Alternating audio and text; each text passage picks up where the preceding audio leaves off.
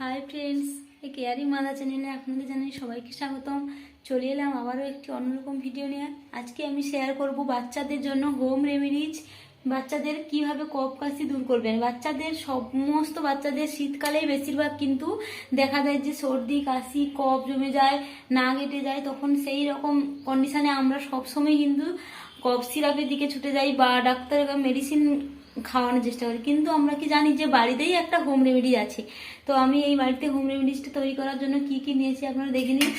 এখানে আমি নিয়েছি বাসক পাতা আর 10টা মতো, গাছের সদ্য একদম তুলে আনা তুলসী পাতা আর বাসক পাতাগুলো সদ্যই তুলে এনেছি, আর আদা কুচি নিয়েছি, একটু আদা কুচি, এই 3 থেকে। আর এখানে লাগবে আমার মধু, ডাবরের মধু নিয়েছি। তো ফ্রেন্ড, বাচ্চাদের শীতকালে কিন্তু সবারই সর্দি কাশি সমস্যা থাকে। তো ফ্রেন্ড দেখুন, এখানে আমি নিয়ে নিয়েছি বাসক পাতা, তুলসী পাতা আর ডাবরের মধু নিয়েছি, একটু আদা কুচি নিয়েছি। এইবারে আমি হোম রেমেডিসটা তৈরি করব। তো গ্যাসের ফ্লেমটা আমি এখন অন করে দিচ্ছি। এখানে 3 কাপ মতো জল নিয়েছি। এমন পর্যায়ে আমাকে জাল দিতে হবে। বাসক পাতা, তুলসী পাতা আর আদা কুচিটা দিয়ে একদম জাল দিতে হবে। মানে এমন পর্যায়ে নিয়ে আসতে হবে যেন 3 কাপ জলটা একদম মরে গিয়ে 1 কাপ হয়ে যাবে।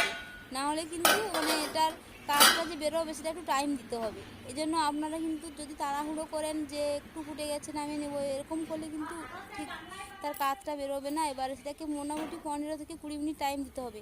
একদম ফুটবে, তারপরে জলটা মরে 1 কাপের পরিমাণ মতো জল চলে আসবে, তখনই নামিয়ে নিতে হবে।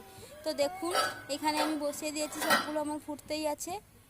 আর এখানে আমি একটা কথা বলে রাখি, যাদের বাচ্চার বয়স 1 বছরের নিচে তারা কিন্তু সরাসরি মধুটা ব্যবহার করবেন না। আর মধুটা কিন্তু কখনোই জাল দেবেন না, তাহলে মধুর পুরো পুষ্টিগুণটাই নষ্ট হয়ে যাবে।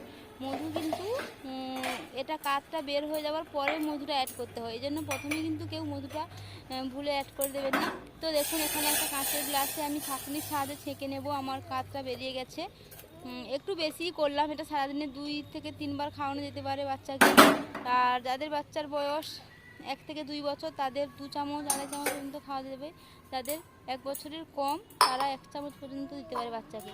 তো আমি আমার ছেলেকে দেওয়ার জন্য একটা ছোট্ট গ্লাসে নিয়ে নিচ্ছি 2 চামচ মতো। আর সেখানে এখন অ্যাড করব মধু। মধু 1 চামচই দিচ্ছি, কারণ মধু 1 চামচই যথেষ্ট। আর যদি খাঁটি মধু হয় তো খুবই ভালো, আমার কাছে ডাবরের মধুটা এটাও খাঁটি মনে হয়। তো আমি এখানে নিয়ে ভালো করে মিক্সটা করে নিচ্ছি মধু দিয়ে, কারণ বাচ্চাদের খাওয়ানো তো আর সহজ নয়। ওদেরকে সঙ্গে সঙ্গে নিয়ে গিয়ে দিলে খাবে না, ওদের জন্য মানে অনেক ছুটোছুটি করে ভুলিয়ে ভালিয়ে খাওয়াতে হয়। এবারে ওই গ্লাসটায় জল খায়, ওই গ্লাসটাতে যদি আমি দিই তাহলে হয়তো খেয়ে নেবে। না হলে যদি আমি ওষুধ খাওয়ার সেই চামচে বা ওষুধ খাওয়ার ক্যাপে খাওয়াতে থাকি, তাহলে বাচ্চা মনে করবে যে আমাকে আবার মানে ওষুধ খাওয়াতে এসেছি, তখন কান্নাকাটি জুড়ে দেবে। তাহলে এখানে দেখুন খাইয়ে দিচ্ছে।